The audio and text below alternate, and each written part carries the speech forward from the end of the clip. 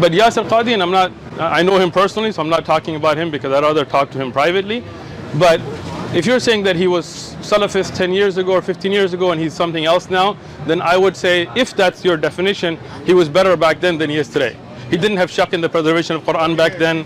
He didn't say worshipping a qabr is not shirk back then. So if that's what you mean, then alhamdulillah, I wish he had stayed back then. But khalas, for us here, we follow the Quran with Sunnah. He stayed better back then. Because he didn't have shak in the Quran's preservation. Why do you assume that by changing that he somehow is suspecting the Quran of changing? Because of what he said.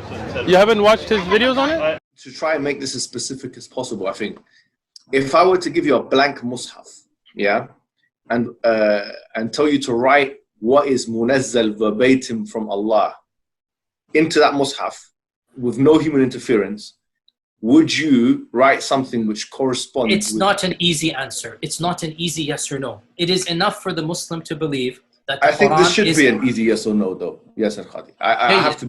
Okay, very, very well. So, yeah, Muhammad, after we get off this phone call, me and you, let's have a number of discussions. No problem. I'm very open with advanced students. But these issues should not... Look, it is Kalamullah, what is going to be written. It is Kalamullah. It is what would you write? You're pushing me. And I'm saying it's not hikmah to... Listen, I have a condition. Like I said, everything I say is going to be factual.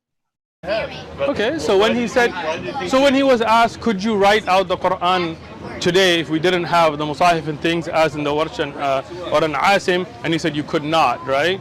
So don't you think that's problematic? But there's context for his videos. So I watched the whole video. I talked to him personally, right? So do you believe the Quran is preserved word by word, letter by letter, sound by sound? No.